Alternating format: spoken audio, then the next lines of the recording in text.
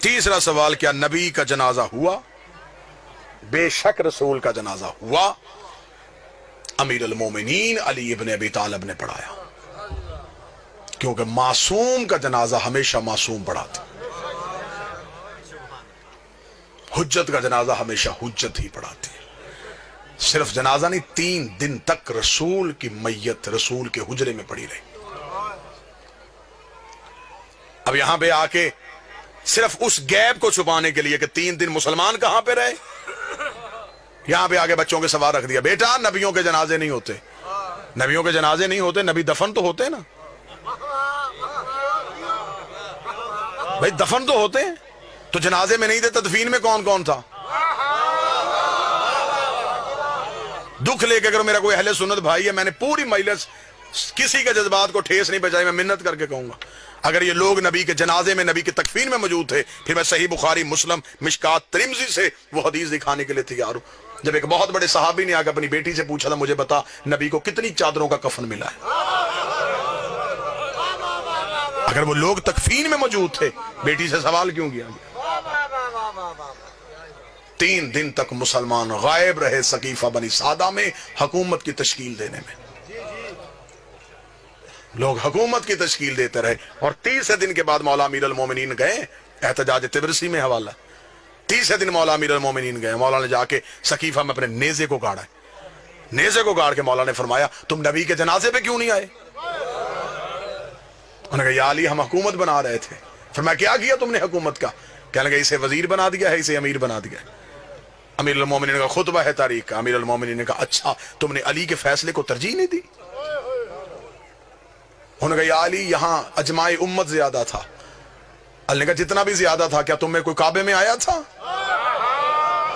نہیں یا علی. کسی نے رسول کی زبان چوسی ہو؟ نہیں یا علی. کوئی نبی کے ہاتھوں پہ پلا ہو؟ نہیں یا علی. کسی نے دعوت ذوالعشیرہ میں کھڑے ہو کے نبی کی تائید کی ہو؟ نہیں یا علی. کسی نے بت توڑے ہوں؟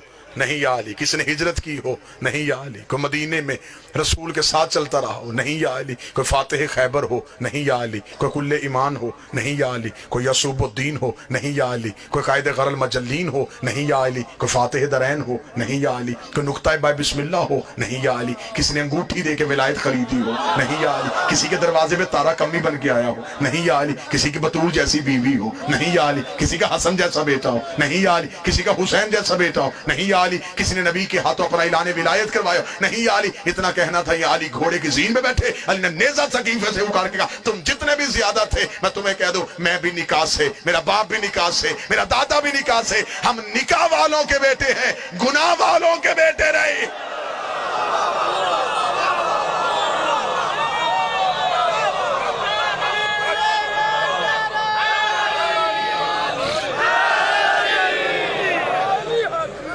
آپ جس کی چاہیں ہم عزت کرنے کے تیار ہے. دکھ ہے، تکلیف ہے، پڑھا لکھا دور ہے، مجھے تکلیف ہوتی ہے. بندے کہتے جی شیعہ فلاں کی عزت نہیں کرتے، فلاں کی عزت نہیں کرتے. بھرے مجمع میں چیلنج کر رہا ہوں، ابھی اسی وقت چیلنج کر رہا ہوں.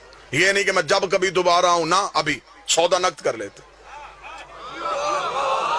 جس کی عزت کروانا چاہتے ہو تم مجمع سے نام لو، میں ممبر سے کردار پڑھتا ہوں. بابا جی ٹھیک ہے، اگر کردار عزت کے لائق ہوا تو عزت کرتے. یہ تو غلط بات ہے کہ آپ اپنی کتابیں بھی نہ پڑھیں.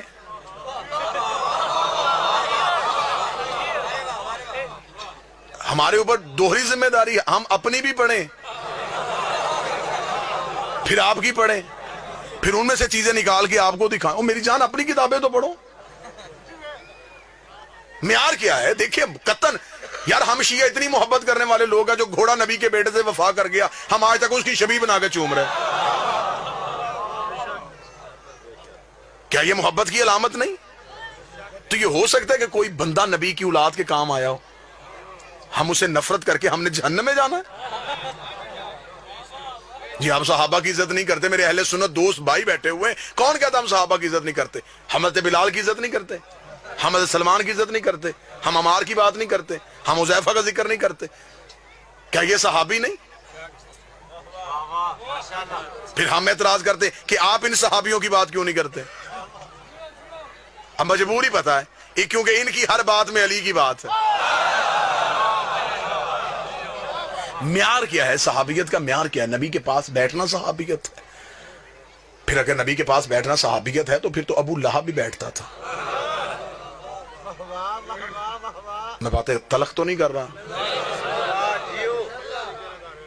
آپ ہمیں بتائیں کہ صحابیت کا معیار کیا ہے؟ مجھے بتائیں. میری سمجھ میں نہیں آتا کہ مدینے سے نکلنے والا بھی صحابی، نکالنے والا بھی صحابی، قتل کرنے والا بھی صحابی، قتل ہونے والا بھی صحابی. معیار صحابیت کیا ہے؟ طے کر لیتے ہیں، قانون بنا لیتے ہیں. شیعہ سنی جھگڑے دیہاتوں سے ختم ہوتے ہوتے شہروں تک چلے جائیں گے. یہاں سے یہاں تم بل پاس کرو، پارلیمنٹ ہاؤس تک بل پاس کروا لو. ہم شیعہ سب سے پہلے دستخط کرنے کے لیے تیار ہیں. ہم سے قرآن کے حاشیے پہ دستخط کروا دو، ہم لکھنے کے لیے تیار ہیں. جو بھی مسلمان کلمہ نبی کا پڑھے گا، کسی صحابی کو برا کہے گا، وہ کافر، وہ جہنمی، وہ مرتد، اسے پھانسی، اسے سزائے موت. جو صحابی کو برا کہے اسے ملعون سمجھا جائے گا، جو صحابی کو برا سمجھے اسے جہنمی کہا جائے گا. اگلا قانون بھی تمہیں ماننا پڑے گا، جو برے کو صحابی کہے اسے بھی ملعون کہنا پڑے گا. شیعہ مرتا مر جاتا ہے، یزید کو رضی اللہ نہیں کہتا. ایک لمحے کے لیے گھروں میں بیٹھ کے سوچو کہ اسلام تمہیں کیا دے کے گیا ہے. کوئی مسلمان یہاں ہاتھ رکھ کے نماز پڑھا، کوئی یہاں ہاتھ رکھ کے پڑھا، کوئی یہاں ہاتھ رکھ کے پڑھا، کوئی کھول کے پڑھا. جو یہاں ہاتھ رکھ کے پڑھا اسے پوچھو یہ کیا جی؟ رسول یہاں ہاتھ رکھتے تھے، یہ رسول یہاں رکھتے تھے، یہ رسول یہاں رکھتے تھے، یہ رسول ایسے پڑھتے تھے. یہ کام دن میں نبی 5 دفعہ کرتے تھے.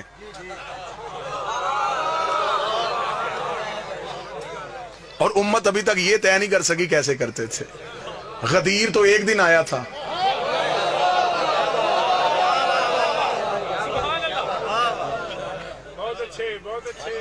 آؤ ضدیں چھوڑو، بحثیں چھوڑو، آل محمد کے دروازے پہ آؤ.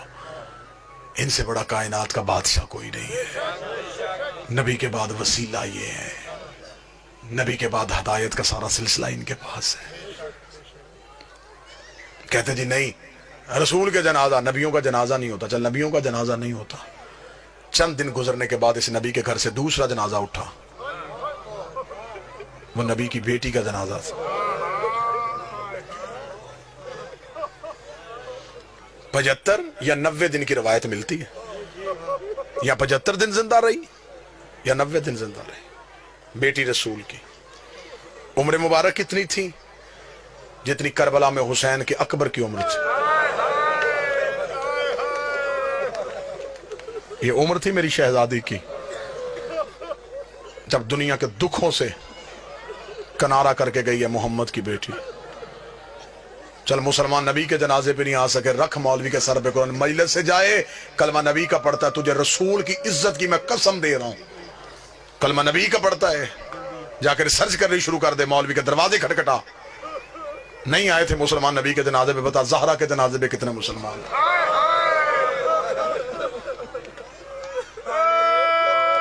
آدھی رات کو دفنا کیا ہے علی بطول کو.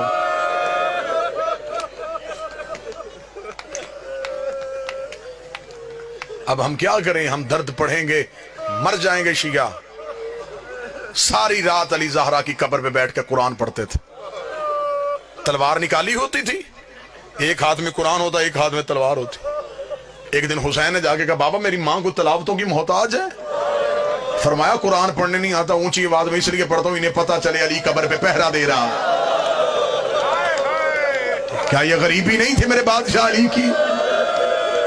بچپن کا حسین بابے کے قدموں پہ گر گیا، رو کے کہتا بابا اب تو میری ماں نہیں روتی، اب تو میری ماں جگیر نہیں مانگتی، اب میری ماں کو کیا ڈر ہے. فرمایا جو آگ لے کے دروازے پہ آ گئے، کہیں بیل چلے کے زہرا کی قبر پہ نہ آ جائے.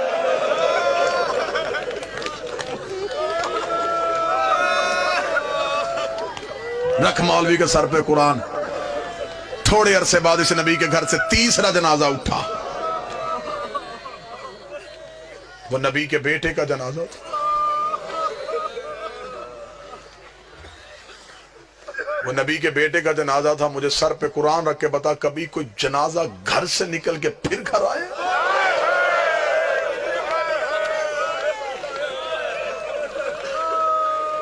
یہ پہلا جنازہ ہے کائنات کا جو گھر سے نکلا ہے واپس گھر آئے. 70 تیر نکالے ہیں بہن نے بھائی کے جنازے سے. میں نے پڑھ دیا، آپ نے سن لیا. 70 تیر نکالے ہیں زینب نے حسن کے جنازے سے. بسم اللہ. واجب الاحترام، قابل صد احترام خطیب عالم اسلام سرکار علامہ قبلہ علی ناصر الحسینی صاحب تشریف لے آئے. بس یہیں پہ 2 جملے پڑھوں گا، بس یہیں پہ جو بندہ ہے میں مصاحب چھوڑوں تو پھر جو آگے آنا چاہے وہ آگے آ جائے. 70 تیر نکالے ہیں زینب نے حسن کے جنازے سے.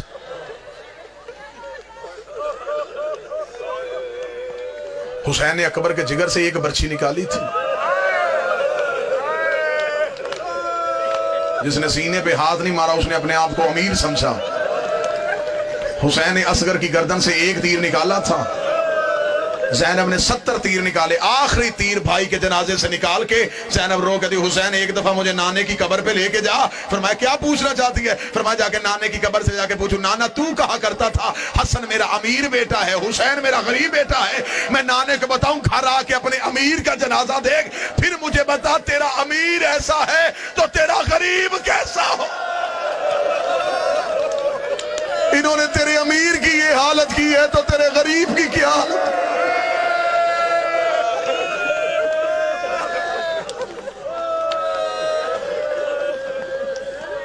4 جنازے میں نے پڑھ دیے. سر پہ قرآن رکھ کے بتا 5واں تو امت نے اٹھانے ہی نہیں دیا. 3 دن نہ کفن،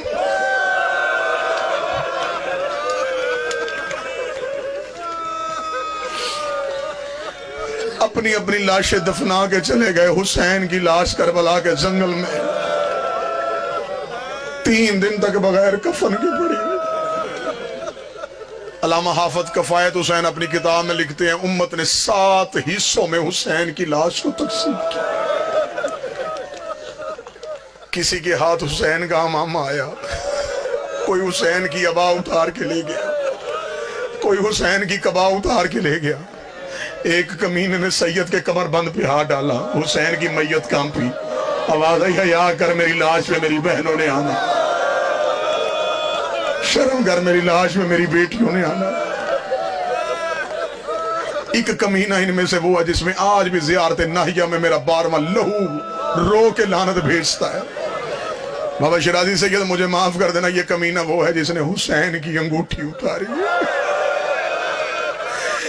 آج بھی میرا 12واں پردے پہ لعنت کرتا ہے. کوئی نرم دل شیعہ بیٹھا مجھے معاف کر دینا، اس ملاؤں نے حسین کی انگوٹھی اتاری ہے. یہ خود کہتا ہے کہ جب میں حسین کی لاش پہ پہنچا کوئی حسین کا امامہ لے گیا تھا، کوئی حسین کی عبا لے گیا تھا، کوئی حسین کی قبا لے گیا تھا. اس نے کہا میری نظر پڑی حسین کے ہاتھ پہ، حسین کے ہاتھ پہ انگوٹھی تھی. میں نے سوچا مدینے کا شہزادہ ہے، انگوٹھی اس کی قیمتی ہوگی.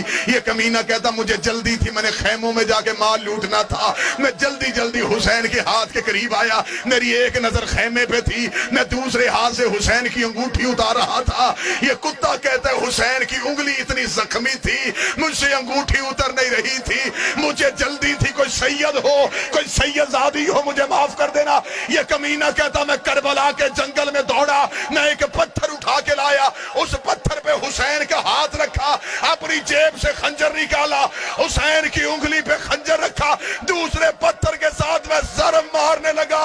ایک کالے برکے والی بی بی کی چیخ آئی، آواز آئی تجھے انگوٹھی چاہیے مجھے بتا میں اتار کے دے دوں. میں نے چکیاں پیس کے پالا اور میرا اللہ